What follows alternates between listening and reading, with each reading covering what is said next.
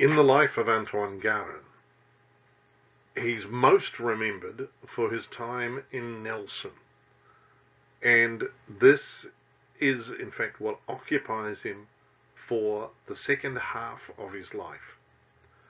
Almost 39 years in the city of Nelson as its founding parish priest. He is so beloved by the parishioners in Nelson that they get Gottfried Lindau to paint his portrait, and that's a detail from the portrait.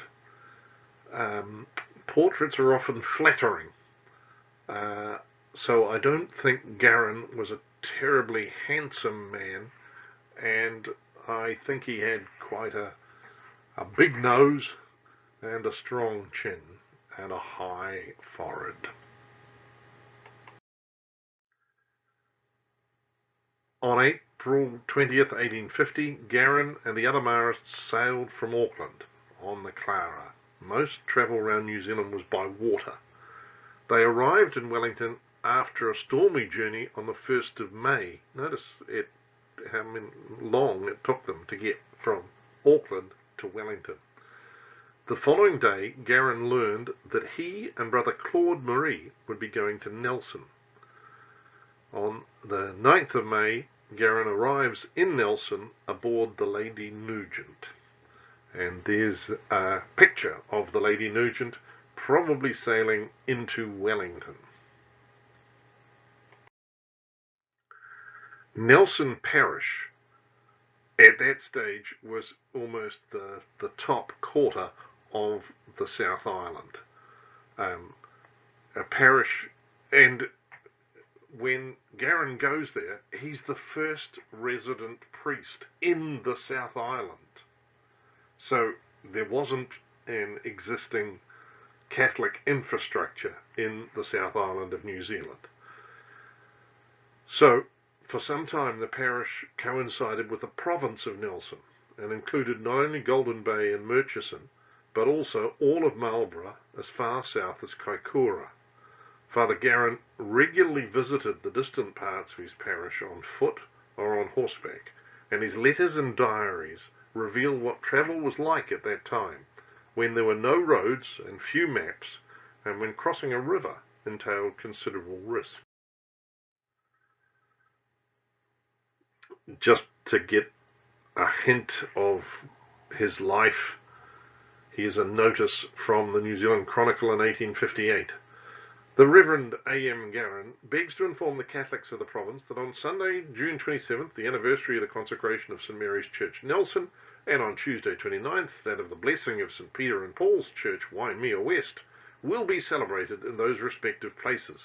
He begs also to inform the Catholics of Massacre Bay that he proposes meeting them, DV is Deus Voluntas, God willing, in July next, on Friday 2nd at Mr. Spittle's, Sunday 4th at Collingwood, and Monday 5th at Slate River.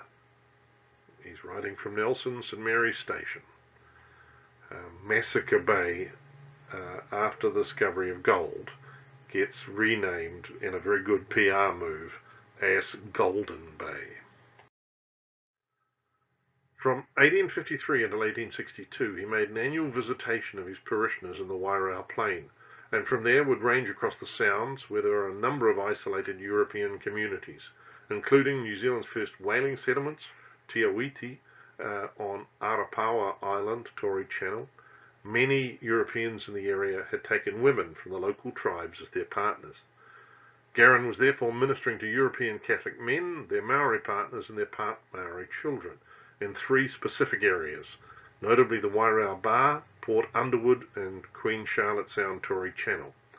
Because of his visits, the children of the MacDonalds of Boulderbank, Workmans of Flaxbourne, Davises, Guards, and O'Briens of Port Underwood, MacDonalds of Waitohi and Picton, Keenans, Mulroys, and Nortons of Te Awiti, and Hymeses of Queen Charlotte Sound were baptized Catholic. By the time of Garin's arrival in 1850, Nelson was entering a golden age in its development, with successful pastoralism on the Waimea Plain, Wairau Plain, and in Amuri and Kaikoura, and the town was raised to the dignity of a city in 1858 because it had a cathedral, not because it had the population required for a city. An Anglican cathedral. Rapidly it was becoming a thriving colonial port, the gateway to the gold fields of Nelson and the West Coast. It's a very different settlement from Howick. Because Howick was ex-British Army, it was virtually half Irish, and most of the Irish were Catholic.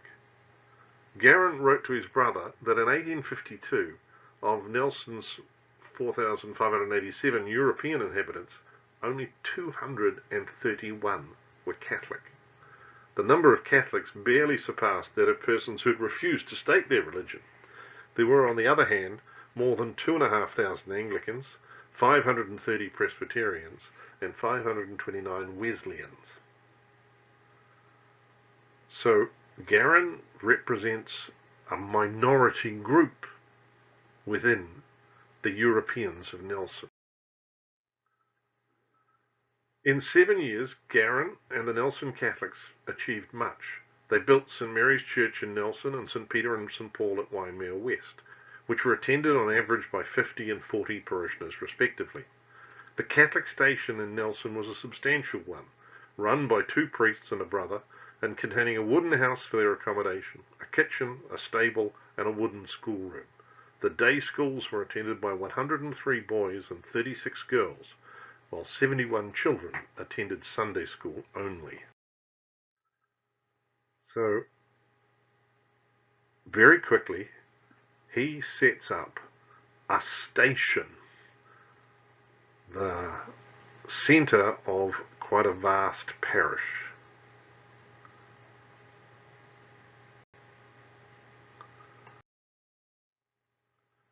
The progress in Nelson was so great that in 1855 Bishop Viard suggested that the South Island become a separate diocese centred on Nelson.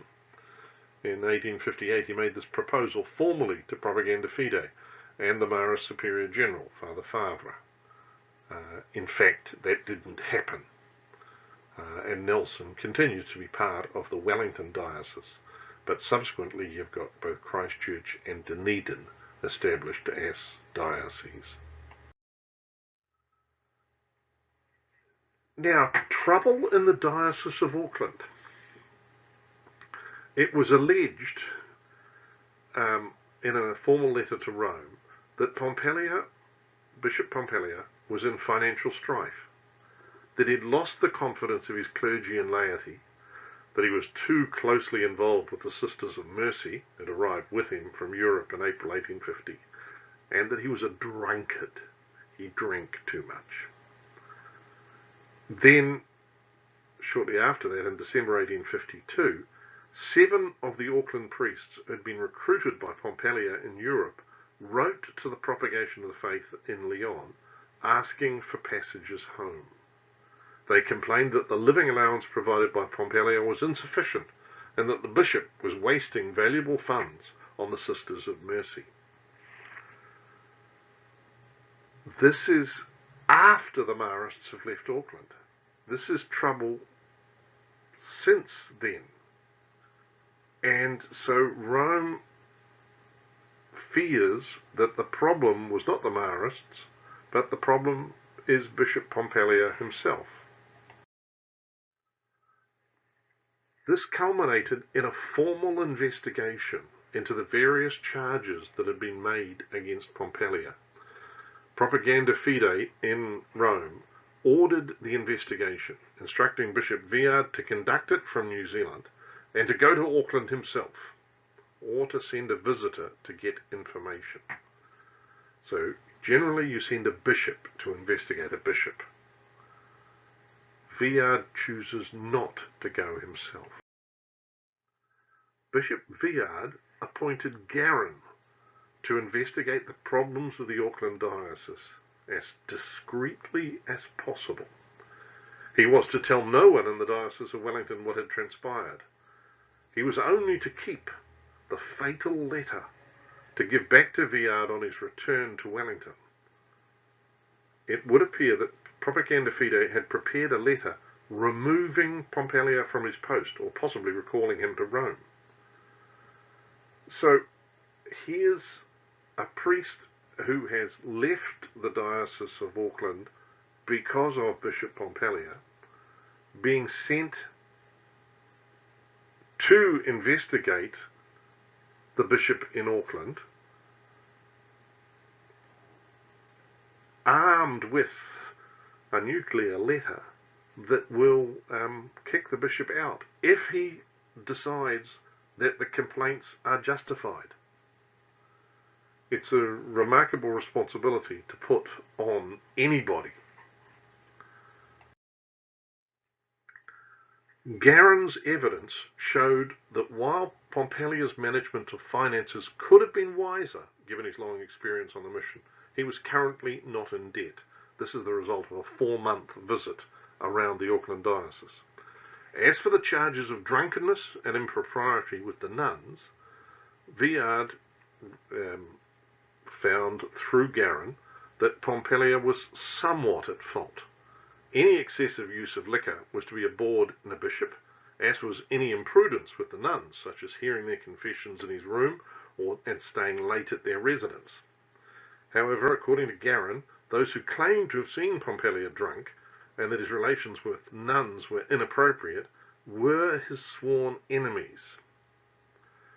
And so, on Garin's advice, Viard did not exonerate Pompallier fully on any of the 3 counts, but rather concluded that the charges were exaggerated and that the grievance did not breach the limits imposed by Rome. He'd been in debt, he wasn't at the moment. He drank, possibly too much, but not too much. He shouldn't hear confession in his own room. He shouldn't stay late at the convent. So Garin returns the fatal letter to Bishop Viard and discreetly and quietly returns to Nelson.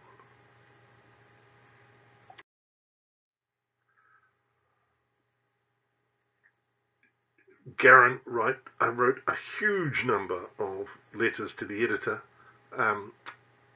and he's supporting the Catholic Church.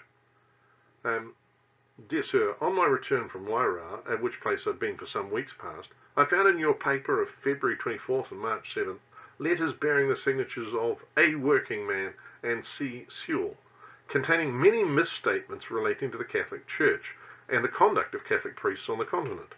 As it seems useless to attempt a reply in your columns, I'll only declare, in my defence, that many of the statements are quite wrong, and that I will, in a discourse at the Catholic Chapel on Sunday, March 25th at 6 p.m, make known to those who are desirous of knowing the truth, and can attend, what the teaching of the Catholic Church on these subjects really is. I am, etc., A.M. Garin, Parish Priest, Nelson, March 15th, 1855. So, he's writing to the paper, he's giving public lectures. Were they any good? Another letter to the editor, this one in 1859, and this one not by Garin. Before concluding this, I must notice the very great respect which has been shown to the Reverend Mr. Garin since he's been here. On Sunday morning and evening, a very respectable congregation consisting of several denominations listened to 2 of the most temperate discourses that could possibly be delivered, and I'm sure he'll leave this place with the hearty good wishes of all the inhabitants. We would that some of our churchmen would notice this and take a step in the right direction. So there is a Protestant writing in praise of Father Garin.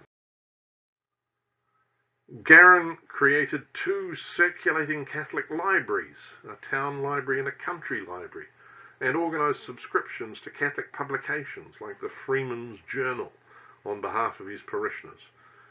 This kept them in touch with Catholic values and provided them with a sense of collective identity. As a new nation is forming, it's really easy for it to be a melting pot in the sense that everybody who joins it becomes New Zealanders together. And they can lose their separate identity but of the minority group to which they belong. So Garin is concerned for Catholics to maintain their Catholic identity. So he, a Frenchman, organises a subscription to an Irish newspaper to make it available to his parishioners.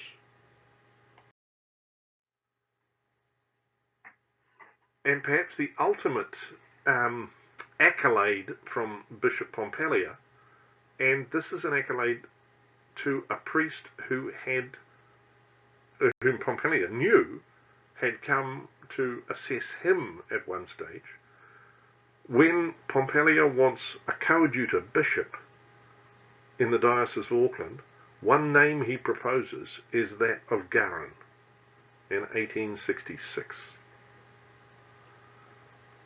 Now, what I haven't mentioned in all of this is Garin's role in education. That's in our next little presentation.